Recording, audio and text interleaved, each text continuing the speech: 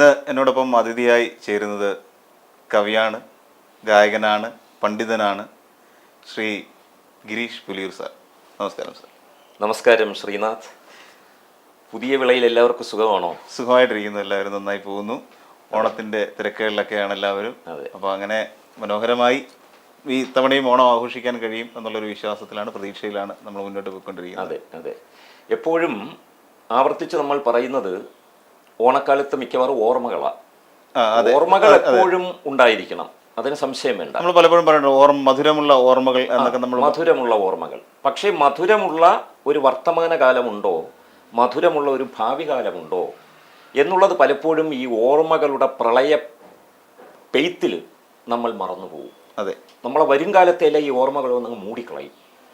അത്രയ്ക്കും ധന്യമായ ഓർമ്മകളുണ്ട്, അത്രയ്ക്കും കണ്ണീര് കുടിച്ച ഓർമ്മകളുണ്ട്, രക്തം ചൊരിഞ്ഞ ഓർമ്മകളുണ്ട്, വേർപ്പ് ഒഴുകിയ ഓർമ്മകളുണ്ട്. അതൊക്കെ സത്യമാണ്. പക്ഷേ ശ്രീനാഥ് പുതിയവിളയ്ക്ക് അറിയാമല്ലോ, നമ്മുടെ കേരളം അതിശയകരമായിട്ട് മാറിപ്പോയി. നമ്മുടെ ഇളം തലമുറയിലുള്ള കുട്ടികൾ ഇതേപോലെ ചൈതന്യമുള്ള മക്കളെ കാണാൻ ഭാഗ്യം കിട്ടിയതാണ് എൻ്റെ ഏറ്റവും വലിയ സന്തോഷം. അതെ, നിരന്തരം ക്ഷണിക്കപ്പെട്ട് നഴ്സറി സ്കൂളുകളിൽ, UP സ്കൂൾ, ഹൈസ്കൂൾ, യൂണിവേഴ്സിറ്റി, ഇങ്ങനെ ഞാൻ പൊയ്ക്കൊണ്ടിരിക്കുക. എന്ത് രസമുള്ള കുട്ടികളാ. ശ്രീനാരായണ ഗുരുദേവനെ അനുസ്മരിക്കാതെ ആ കുട്ടികളുടെ മുഖത്ത് നോക്കാൻ പറ്റില്ല. കാരണം വ്യക്തി ശുചിത്വം നമ്മുടെ മക്കളിൽ നിറഞ്ഞു നിൽക്കുന്നു. ഗുരുദേവൻ എന്താ പറഞ്ഞത്? ഞാൻ ഇവിടെ ഇരുന്നുകൊണ്ട് ഗുരുദേവനെ കുറിച്ച് പറയുന്നത് ഗുരുദേവനുമായിട്ട് ഈ ചാനലിന് എന്തെങ്കിലും ബന്ധമുണ്ട് എന്നത് മുഖവുരയായി അറിയിക്കാൻ വേണ്ടിയല്ല. ഗുരുദേവന്റെ ജന്മദിനം വരുന്നത് ഈ ഓണക്കാലത്താണ്. അതെ, ചതയ നക്ഷത്രം. അതേപോലെ മഹാത്മാ അയ്യൻകാളിയുടെ ജന്മദിനം വരുന്നത് ഈ ഓണക്കാലത്താണ്. ഇതേപോലെ ഒരു മാസത്തിൽ തന്നെയാണ് ചട്ടമ്പി സ്വാമികളുടെയും ഓർമ്മ ദിനം വരുന്നത്. അപ്പം നമ്മൾ നോക്കുമ്പോൾ അത് നബിത്തമ്പുരാനാകട്ടെ, അത് ബുദ്ധഭഗവാനാകട്ടെ, അത് യേശു ഭഗവാനാവട്ടെ, അത് ഗുരുനാനാക്കാവട്ടെ, ശ്രീരാമ ഭഗവാനാവട്ടെ, കൃഷ്ണ ഭഗവാനാകട്ടെ. എന്തുകൊണ്ടാണ് ഞാൻ കൃഷ്ണ ഭഗവാനെ കുറിച്ച് പറയുന്നത് ആദ്യം? ഇതിൻ്റെ ഇടയ്ക്ക് പറയുന്നത് എന്താ? ആദ്യമായിട്ട് ശ്രീനാരായണ ഗുരുദേവൻ വാരണപ്പള്ളിയിൽ ഒരു വിദ്യാർത്ഥിയായിരിക്കുമ്പോൾ കണ്ട് വിസ്മയിച്ച് ബോധശൂന്യനായി വീണുപോയത് ശ്രീകൃഷ്ണ ഭഗവാന്റെ തിരു സ്വരൂപം കണ്ടിട്ടാണ്. എന്തിനെയാണോ ധ്യാനിക്കുന്നത് അത് വല്ലാതെ വന്ന് പ്രത്യക്ഷപ്പെടും. അത് മനസ്സിൻ്റെ അപാരമായ ശക്തി നമ്മുടെ ചുറ്റും പ്രസരിപ്പിക്കും. അതൊരു പരിസര ശക്തിയായി മാറും. അങ്ങനെ വിദ്യാഭ്യാസത്തിന്റെ പരിസര ശക്തി കൊണ്ട് നമ്മുടെ ഇളം തലമുറ പുതിയൊരു ഓണത്തെ വരവേൽക്കാൻ സജ്ജരായിരിക്കുന്നു. അതെ, ശരിക്കും അത് തന്നെ അല്ലേ? തീർച്ചയായിട്ടും കുട്ടികളൊക്കെ ഒരുപാട് മാറിക്കഴിഞ്ഞു. അവരുടെ ചിന്താഗതിയിൽ മാറ്റം വന്നു, അവരുടെ ചിന്തഗതിയിൽ, അവരുടെ സമീപനങ്ങളിൽ മാറ്റം വന്നു, അവരുടെ സംസാര രീതികളിൽ പോലും ആ ഒരു മാറ്റം നമുക്ക് കാണാൻ പറ്റും ഇന്നത്തെ ഈ ഒരു തലമുറയിൽ എന്ന് പറഞ്ഞാൽ. സത്യമാണ്. ഗുരുദേവന്റെ ഒരു കീർത്തനത്തിൽ പറയുന്നുണ്ടല്ലോ, വൻ തോണി നിൻ പദം. ഈശ്വരനെ കുറിച്ച് പറയുമ്പോൾ ദൈവദശകത്തിൽ വൻ തോണി നിൻ പദം. അദ്ദേഹം എന്നും അറിവുകളുടെ ഏറ്റവും മുന്തിയ തലങ്ങളിൽ വിഹരിച്ചിരുന്ന ആളാണ് ഗുരു ശ്രീനാരായണ ഗുരുദേവൻ. അതുകൊണ്ട് തന്നെ ആവി വൻ തോണി നിൻപദം എന്ന് പറയുമ്പോൾ അദ്ദേഹത്തിൻ്റെ കാലത്ത് ഉണ്ടായിരുന്ന വിനിമയ മാർഗങ്ങളിൽ തീവണ്ടി ഉണ്ടായിരുന്നു, കാർ ഉണ്ടായിരുന്നു, വിമാനത്തെക്കുറിച്ച് അറിയാമായിരുന്നു. ആവി വൻ തോണിയായിരുന്നു എപ്പോഴും കണ്ടുകൊണ്ടിരുന്നത്. അന്ന് ജലമാർഗമായിരുന്നു യാത്രകൾ മുഖ്യമായിരുന്നത്, ഇത്രയും വേഗത്തിലും. അതുകൊണ്ട് ഇന്ന് നമ്മുടെ കുട്ടികൾക്ക് ആവി വൻ തോണിയാണ് ദൈവത്തിൻ്റെ പാദമെന്ന് പറയുമ്പോൾ കുട്ടികൾ കടന്നു ചിന്തിക്കും. ഇപ്പോ സൂപ്പർ സോണിക്കിനപ്പുറം പോയേക്കാണ്, വേഗതകൾ മാറിക്കൊണ്ടിരിക്കുകയാണ്. അപ്പോൾ ഗുരു അതുവരെ എത്തി നിന്നു.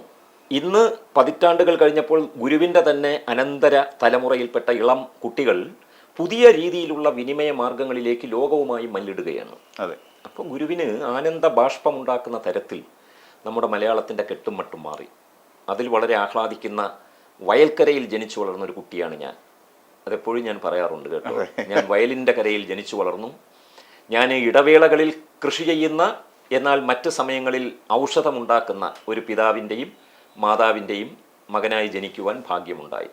അങ്ങനെ ഒരേ സമയം ആഹാരത്തിന് അന്നവും രോഗം വരുമ്പോൾ ഔഷധവും കൊടുക്കുന്ന ഒരു കുടുംബത്തിൽ ജനിക്കുവാൻ എനിക്ക് ഭാഗ്യമുണ്ടായി എന്നതാണ് എവിടെയെങ്കിലും ഞാൻ തല നിവർന്നു നിന്നാൽ അതിൻ്റെ രഹസ്യം. അത് ധൈര്യമായിട്ട് പറയാൻ പറ്റുന്ന ഒരു കാര്യമാണ്. വയലുകളൊക്കെ നമുക്ക് നഷ്ടപ്പെട്ടുകൊണ്ടിരിക്കുന്നു. പുതിയ നമ്മുടെ ജീവിത സംസ്കാരങ്ങൾ നമ്മളുടെ ഇടയിലേക്ക് വരുന്നു. അപ്പോൾ ഇതെല്ലാം കൂടെ ചിന്തിക്കുമ്പോൾ ചില ഓർമ്മകളിലേക്ക് പോകുമ്പോൾ ആ ഒരു കാലഘട്ടത്തെ ഓണത്തിൻ്റെ ഒരു ഓണത്തിൻ്റെ മധുരമായിട്ടുള്ള ഓർമ്മകൾ വീണ്ടെടുക്കുമ്പോഴും കണ്ണീരും കയ്യുമായിരുന്നു കേരളത്തിലെ ഭൂരിപക്ഷം ജനങ്ങൾക്കും എന്നുള്ളത് മറക്കാൻ സാധ്യമല്ല. തീർച്ചയായിട്ടും അതെ. അതിന് നമ്മൾക്ക് മറക്കാൻ പറ്റില്ല. നമ്മുടെ സമുദായത്തിൽ ഉണ്ടായിരുന്ന സതുപദേശങ്ങൾ പലതും അന്നുണ്ടായിരുന്ന ജാതീയമായിട്ടുള്ള ഏറ്റക്കുറച്ചിലുകളെ നിലനിർത്താനുള്ള സൂത്രവിദ്യകളായിരുന്നു. അതെ. അതിപ്പം ജ്യേഷ്ഠൻ്റെ കാലിലെന്നും അനുജൻ തൊട്ടു തൊഴുകണമെന്ന് പറയുന്നത് പോലെയും കാരണവർ പറയുന്നത് പോലെ അനന്തരവൻ ജീവിക്കണം എന്ന് പറയുന്നത് പോലെയും ഒരർത്ഥത്തിൽ ഗുരു പറയുന്നത് പോലെയേ ശിഷ്യൻ പെരുമാറാവൂ എന്ന് പറയുന്നതും സമൂഹത്തിൽ ഒരിക്കലും അടിസ്ഥാനപരമായിട്ടുള്ള വിപ്ലവം ഇല്ലാതിരിക്കാനുള്ള സൂത്രവിദ്യയായിരുന്നു. അതെ. അതിനെ അട്ടിമറിച്ചവരാണ് ഇവരെല്ലാവരും. അതിൻ്റെ ഏറ്റവും വലിയ ഉദാഹരണമാണ് നമ്മുടെ ശ്രീനാരായണ ഗുരുദേവൻ. അദ്ദേഹത്തെ പഠിപ്പിച്ച ഗുരുക്കന്മാർ പറഞ്ഞതിനെ എല്ലാം അട്ടിമറിച്ചുകൊണ്ട് അദ്ദേഹം പുതിയ ഒരു സിദ്ധാന്തത്തെ ആവിഷ്കരിച്ചെടുക്കുകയും ആ തലമുറകൾക്ക് കൊടുക്കുകയും ചെയ്തു. അതുകൊണ്ടാണ് ഞാൻ അദ്ദേഹത്തെ ലോകം കണ്ട ഏറ്റവും വലിയ വിപ്ലവകാരികളിൽ ഒരാളായിട്ട് പരിഗണിക്കുന്നത്. സമൂഹത്തിലൊരു വലിയ വിപ്ലവം തന്നെ സൃഷ്ടിക്കാൻ അദ്ദേഹത്തിന് കഴിയുന്നുള്ളതാണ്. നമുക്ക് അറിയാം, ഒരു കാലഘട്ടത്തിൽ ഇപ്പോൾ സാറ് സൂചിപ്പിച്ച പോലെ തന്നെ ഒരു വലിയ ഇരുണ്ട ഒരു കാലഘട്ടത്തിൽ നിന്ന് നമ്മൾ ഒരു വെളിച്ചത്തിലേക്ക് ഇറങ്ങി വന്ന ഒരു അവസ്ഥയാണ് ഇപ്പോൾ നമ്മുടെ സമൂഹം നമ്മൾ പരിശോധിച്ചാൽ കാണാവുന്നത്. ഇരുണ്ട യുഗം എന്ന് പറയുന്നത് പ്രകാശത്തിൻ്റെതായ ഇരുളായിരുന്നില്ല, മനസ്സിനെ ബാധിച്ചിരിക്കുന്ന ഒരു ഇരുൾ തന്നെയായിരുന്നു അത്. ആ ഇരുളിൽ നിന്നാണ് നമ്മൾ ആ ഒരു പ്രകാശത്തിലേക്ക് വന്നത്. ആ പ്രകാശം ഇപ്പോൾ നല്ല രീതിയിൽ തന്നെ എല്ലാവരിലേക്കും പടർന്നുകൊണ്ടിരിക്കുന്ന ഒരു സ്ഥിതിയും കൂടെ നമ്മുടെ കേരളത്തിനെ സംബന്ധിച്ചിടത്തോളം ഉണ്ടെന്നാണ് എനിക്ക് തോന്നുന്നത്. കേരളത്തിലുണ്ട്. കേരളത്തിൽ നല്ല രീതിയിൽ പടർന്നുകൊണ്ടിരിക്കുന്നു. പക്ഷേ കേരളീയരായ നമുക്കറിയാവുന്ന കുറേ പതിതാവസ്ഥയുണ്ട്. അത് അന്യസംസ്ഥാന തൊഴിലാളിക്ക് മനസ്സിലാവില്ല. എന്താണെന്ന് ചോദിച്ചാൽ, ഇത്രയും 70 വർഷമായിട്ട് നമ്മൾ തിരഞ്ഞെടുത്ത അത്യുന്നതരായിട്ടുള്ള നേതാക്കൾ, സാമൂഹ്യ ദർശനമുള്ള, വളരെ വളരെയധികം സമരപടുത്വമുള്ള, ധീരതയുള്ള നേതാക്കൾ ഭരിച്ചിട്ടും നമ്മുടെ നാട്ടിൽ ദാരിദ്ര്യം ഒരുപക്ഷേ മാറ്റിയെടുക്കാൻ സാധിച്ചു എന്ന് പറഞ്ഞാൽ ജപ്തി നോട്ടീസും കൊണ്ട് നടക്കുന്നവരുടെ എണ്ണം കൂടുതലാണ്. അവർ എപ്പോൾ ആത്മഹത്യ ചെയ്യണമെന്ന് അന്വേഷിക്കുകയും ഒരു നിവൃത്തിയുമില്ലാതെ അവർ പിടിച്ചു നിൽക്കുക. ഇതേപോലെ അല്ല നമ്മൾ മറ്റിടങ്ങളിലേക്ക് പോയി കഴിഞ്ഞാൽ അവിടെ കാണാൻ വയ്യാത്ത കാഴ്ചകളാണ് കാണുന്നത് ഇന്ത്യയിൽ മറ്റിടങ്ങളിൽ. അപ്പോൾ നാടാ കൊണ്ട്രോ, കാടാ കൊണ്ട്രോ, അവലാ കൊണ്ട്രോ, മിചയാ കൊണ്ട്രോ, എവ്വഴി നല്ലവരാടവരവ്വഴി നല്ലൈ വാഴിയ നിലനൈ. നാടാ കൊണ്ട്രോ, കാടാ കൊണ്ട്രോ, അവലാ കൊണ്ട്രോ, മിചയാ കൊണ്ട്രോ, എവ്വഴി നല്ലവരാടവരവ്വഴി നല്ലൈ വാഴിയ നിലനൈ. 1800 വർഷം മുമ്പ് ഇത് ഗുരുദേവൻ പഠിച്ചതാണ്. 1800 വർഷം മുമ്പ് OR എന്ന് പറയുന്ന അമ്മക്കവി സമുദായ പേര് പറയുന്നതിൽ ക്ഷമിക്കുക. കാരണം കേരളത്തിൽ എന്തും വ്യക്തമാവണമെങ്കിൽ ഇപ്പോഴും സമുദായം പറഞ്ഞാലേ വ്യക്തമാവൂ. ജാതി മാത്രമല്ല, മതം കൂടി പറഞ്ഞാലേ വ്യക്തമാവൂ. ഒരാളിനെ രഹസ്യമായി അന്വേഷിക്കും, അല്ലെങ്കിൽ മനസ്സുകൊണ്ടെങ്കിലും അന്വേഷിക്കും. ഇദ്ദേഹം ഏത് മതമാ, ഏത് ജാതിയാ, ഇതിങ്ങനെ ചിന്തിക്കും. അത് നമ്മൾ കേരളത്തിൽ നിന്ന് ആ രോഗം ഇതുവരെ വിട്ടുപോയിട്ടില്ല. ആ രോഗം വിട്ടൊഴിയുന്ന ആരോഗ്യകരമായിട്ടുള്ളൊരു സമുദായത്തെയാണ് ശ്രീനാരായണ ഗുരുദേവൻ സ്വപ്നം കണ്ടത്. അതേ ഒരു പക്ഷെ പറഞ്ഞായിട്ട് ഞാൻ ഇവിടെ കേട്ടിട്ടുണ്ട്, കണ്ടാൽ മനസ്സിലായില്ലേ പിന്നെ ജാതി കേട്ടാൽ എങ്ങനെയാണ് മനസ്സിലാവുന്നത്. അദ്ദേഹം ജാതി രഹിത. ശ്രീനാരായണ ഗുരുദേവൻ മാത്രമല്ല, ചട്ടമ്പി സ്വാമികൾ, പിന്നീടോ അയ്യങ്കാളി മഹാത്മാവ്, പിന്നെയോ അതിനു മുമ്പ് നമ്മൾ നോക്കുകയാണെങ്കിൽ വൈകുണ്ഠ സ്വാമികൾ, പിന്നെയാണ് വാഗ്ഭടാനന്ദൻ വടക്കൻ കേരളത്തിൽ. ഇവരെല്ലാവരും ജാതിരഹിതമായ, അവർ മതരഹിതമെന്ന് പറഞ്ഞില്ല.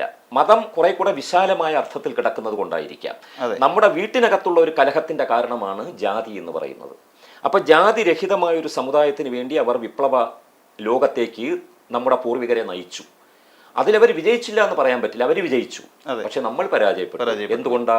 നമ്മൾ പിന്നെ ആ ജാതി വച്ചിട്ട് എങ്ങനെ തലയെണ്ണി വോട്ടവകാശത്തെ ദുരുപയോഗപ്പെടുത്താമെന്ന് ചിന്തിച്ചു. എവിടെയോ വലിയൊരു തെറ്റ് നമുക്ക് സംഭവിച്ചിരിക്കുന്നു. അത് ഗുരുദേവന്റെ ബുദ്ധി ഇപ്പോഴാരില്ലെങ്കിലും ശരിയായ രീതിയിൽ വർത്തിക്കുകയാണ് എങ്കിൽ അതിന് മറുപടി തരും എന്നെനിക്ക് പ്രതീക്ഷയുണ്ട്. ഇന്നിപ്പോ ജാതിയെ തൊടാൻ പറ്റില്ല. എന്തെല്ലാം പ്രശ്നങ്ങളാണ് എല്ലാവരും. അതായത് ആട്ടിയ കറ്റിയ മാരണമെല്ലാം ചാട്ട ചുഴറ്റി വരുന്നു വീണ്ടും. തെറ്റാണെന്നു തെളിഞ്ഞത് പലതും ശരിയുടെ മൂടുപടം ചാർത്തുന്നു. പിന്നെയോ മഹാജനമായി നടിച്ച് ഓരോ സമുദായത്തിലുള്ളവരും ഞെളിഞ്ഞു നടക്കുക. ഇപ്പം നായർ മഹാജനം, നമ്പൂതിരി മഹാജനം, ഈഴവ മഹാജനം, പുലയർ മഹാജനം, ഇങ്ങനെ മഹാജനം, നാടാർ മഹാജനം, ഇങ്ങനെ മഹാജനമെന്ന് സ്വയം നെറ്റിയിലൊട്ടിച്ച് സമുദായ പേരൊട്ടിച്ചുകൊണ്ട് നടക്കുന്ന രീതിയിൽ നമ്മുടെ ജനാധിപത്യത്തിൻ്റെ അടുക്കുകൾ പഴുതുകളായി മാറിയിരിക്കുന്നു. പക്ഷെ ആ ജനാധിപത്യത്തെ നിലനിർത്തിക്കൊണ്ട് പോകുന്ന തൂണുകളായി ഇപ്പോൾ അത് മാറി എന്ന് പറയുന്നതല്ലേ അതിൻ്റെ ഒരു അതൊരു വലിയ ദോഷം. അതൊരു വലിയ ദോഷമാണ്. വേറൊരു കാര്യം ആലോചിച്ച് നോക്കുക. ഞാൻ ആത്മവിമർശനാത്മകമായിട്ടാണ് പറയുന്നത്. ഞാൻ ഉൾപ്പെടെ മിശ്ര വിവാഹമൊക്കെ ഇവിടെ വന്നു. അതെ, അത് വേണ്ടതിലധികം പ്രോത്സാഹിപ്പിക്കപ്പെട്ടില്ല. അതെ. മിശ്ര വിവാഹം ചെയ്യാനായിട്ട് എടുത്തു ചാടിയ ഒരു MLA എൻ്റെ നെടുമങ്ങാട് ഉഴമലയ്ക്കലുണ്ടായിരുന്നു. ആ സാറിൻ്റെ പേര് ഇത് കേട്ടുകൊണ്ടിരിക്കുന്ന എൻ്റെ നാട്ടുകാർക്കറിയാം. അദ്ദേഹം മിശ്ര വിവാഹം ചെയ്തു.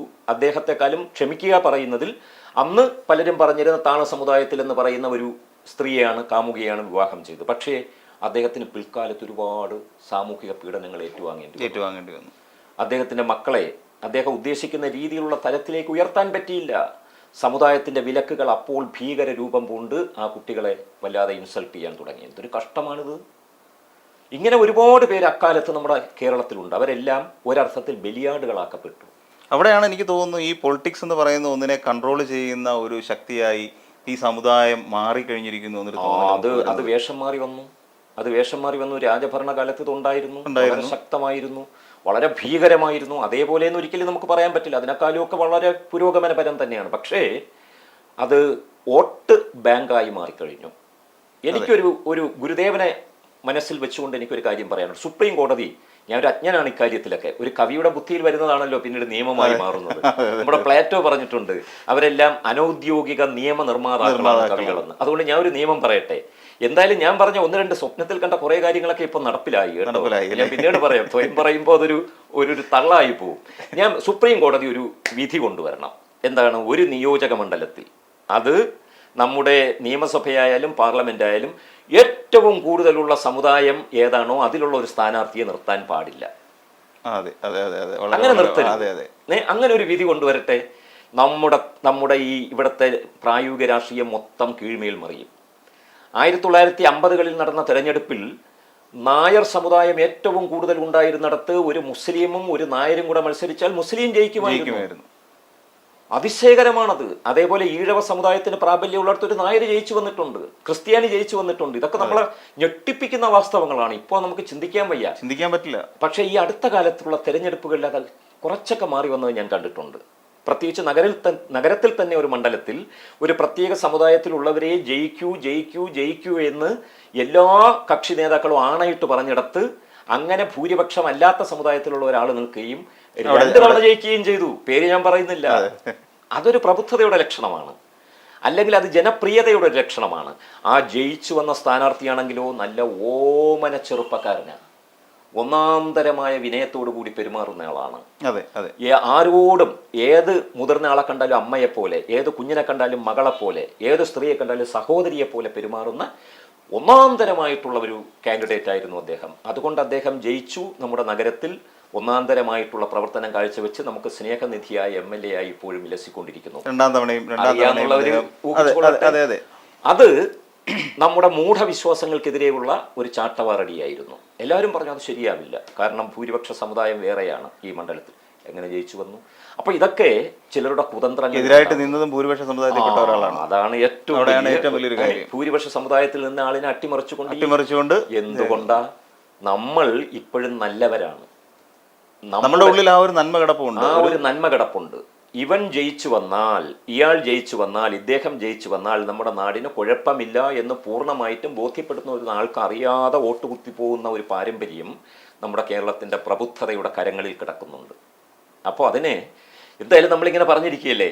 ഞാൻ ഗുരുദേവന്റെ ചിജ്ജട ചിന്തനം എന്നൊരു കവിത ചൊല്ലാം. എപ്പോഴും എനിക്ക് പാടാൻ താല്പര്യമുള്ള ഒരു കവിതയാണ്. തോടകം വൃത്തത്തിലാണ് എഴുതിയിട്ടുള്ളത്. അത് വേദാന്തമാണ്. പക്ഷേ വേദാന്ത പരമായിട്ടുള്ള ആ കവിതയുടെ അവസാനത്തെ വരിയിൽ ജനാധിപത്യത്തിന്റെ ഒരു അർത്ഥം കിടക്കുന്നുണ്ട്. അത് അദ്ദേഹത്തിന്റെ ഒരു ക്രാന്തദർശിത്വം, കവി ക്രാന്തദർശി എന്നാണല്ലോ കവി ക്രാന്തദർശി. ആ ക്രാന്തദർശിത്വം എപ്പോഴും നമുക്ക് വ്യാഖ്യാനക്ഷമമായി കൊണ്ടേയിരിക്കും. അതാണ് ക്ലാസിക് എന്ന് പറയുന്നത്. നമ്മൾ രാമായണം അന്ന് എഴുതിയതാ, പക്ഷെ അന്ന് പറയുന്ന അതേ മൊറാലിറ്റി ഒരു വീട്ടിനകത്ത് ഇപ്പോഴും ഉള്ളത് നടക്കുന്നുണ്ട്. രാമം ദശരഥം വിധി, നീ നിന്റെ ചേട്ടനെ അച്ഛനെ പോലെ കാണണം, നീ നിന്റെ ചേട്ടന്റെ ഭാര്യയെ അമ്മയെ പോലെ കാണണം.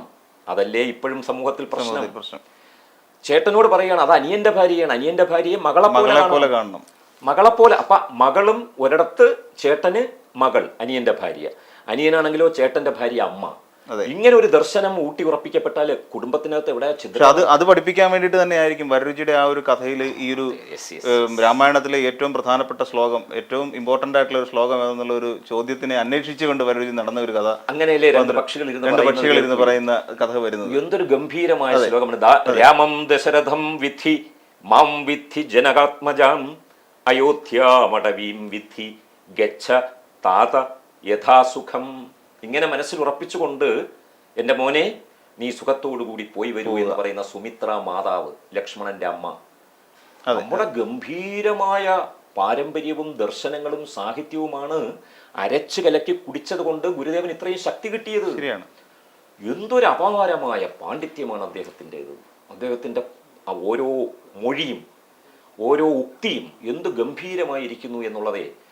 പിന്നെ വേറൊന്ന് ശ്രീനാഥ് ഓർമ്മിക്കുന്നുണ്ടോ? അദ്ദേഹത്തിന്റെ അപൂർവമായിട്ടുള്ള കീർത്തനങ്ങളിൽ പോലും റോഡ് എന്നുള്ള വാക്ക് വന്നിട്ടുണ്ട്, റെയിൽ എന്നുള്ള വാക്ക് വന്നിട്ടുണ്ട്, തമിഴ് വാക്ക് വന്നിട്ടുണ്ട്, മലയാളം വാക്ക് വന്നിട്ടുണ്ട്. അപ്പൊ ഇദ്ദേഹം ഭാഷാപരമായിട്ടും ഒരു രീതിയിലും മാറി നിൽക്കുവാൻ മനുഷ്യരെ പ്രേരിപ്പിച്ചിട്ടേയില്ല. ഈ സത്യം പറഞ്ഞു കൊള്ളട്ടെ, എന്തൊരു പൊന്നോമന ഗുരുവായിരുന്നെന്നറിയോ. ഒന്ന് കാണാൻ പറ്റിയില്ലല്ലോ ജീവനോടെ, അന്ന് ജനിക്കാൻ പറ്റിയില്ലല്ലോ. അതാണ് ഏറ്റവും വലിയ ദുഃഖമായിരിക്കുന്നത്.